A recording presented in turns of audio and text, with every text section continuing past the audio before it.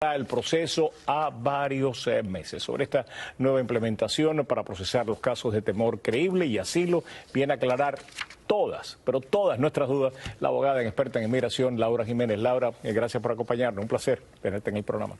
Buenas tardes, ¿cómo están todos? Gracias por invitarme. Un placer. Cuéntanos qué es lo que va a cambiar y si esto tiene que ver con la Ley 42 o el Decreto 42 y si los cubanos que en estos momentos están escuchando este programa y no están todavía en territorio norteamericano, pues van a sufrir algún cambio y si este cambio va a ser positivo o negativo. Bueno, esta nueva regla es muy interesante y no tiene que ver con el título 42, tiene que ver más bien con la implementación del título 8. Vamos a recordar que toda persona que cruza la frontera o que se presenta en la frontera y no tiene un permiso de entrada para Estados Unidos, o sea, una visa o una residencia o una visa de no migrante, va a estar sujeto siempre a una remoción expedita. ¿Qué sucede? Que cuando la persona manifiesta que tiene un miedo de regresar a su país y también puede manifestar que tiene miedo a ser detenido, torturado, maltratado, etcétera, pues esta persona va a tener derecho al debido proceso y va a ser entonces procesada, va a ser enviada a un centro de detención. En este centro de detención se le va entonces a agendar una entrevista de miedo creíble con un oficial. Esta es una entrevista que muchas personas ya, Roberto, han experimentado. De hecho, es algo rutinario que casi siempre se ha hecho, pero ahora por el desborde de inmigrantes que tenemos en la frontera no se ha podido implementar homogéneamente.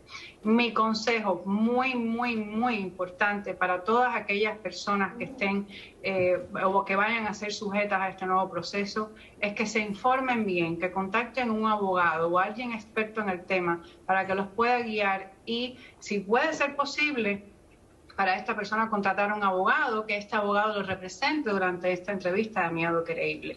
Laura, una pregunta, perdona que te interrumpa, porque esto es importante lo que acabas de decir.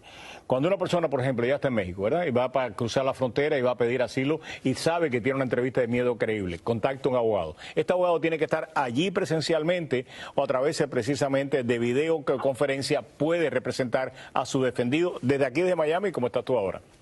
Generalmente nosotros representamos a los clientes en entrevistas de miedo creíble por teléfono. Generalmente estas entrevistas, en la mayoría de sus casos, se conducen vía telefónica. El oficial está vía telefónica, el cliente está vía telefónica y el abogado también.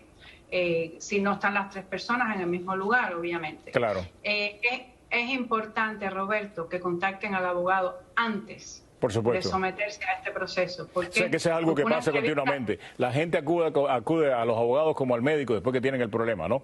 Entonces quiere que le resuelvan el problema. Pero un momentico, si tú hubieras venido cuando tuviste el primer dolor de cabeza, no tuviera que operarte.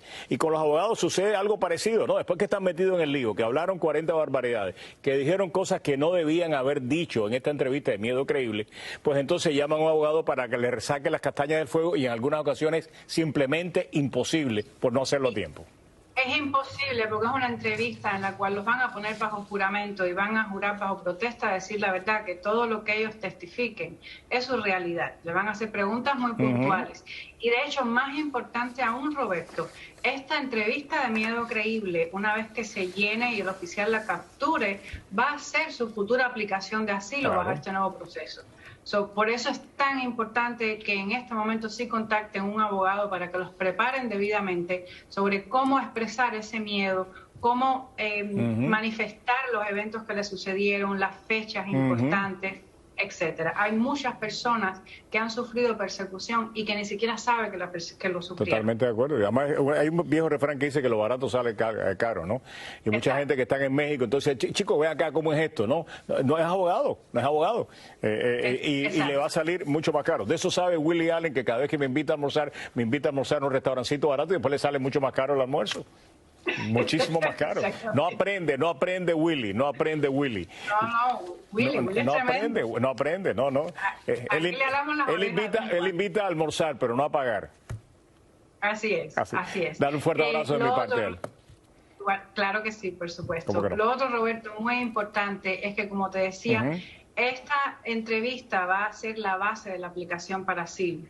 Y si esta entrevista es determinada que es positiva, entonces, bueno, la persona va a ser liberada, lo van a mandar para Miami, si vive en Miami o para Boston o para el lugar donde vaya a vivir. Y es importante recalcar que van a ser solo 6 ciudades las que van a estar inicialmente llevando a cabo lo que es la entrevista afirmativa de asilo o la entrevista de méritos de asilo. Es lo que se conoce. ¿Cuáles son esas ciudades, rapidito, porque ya tengo que despedir?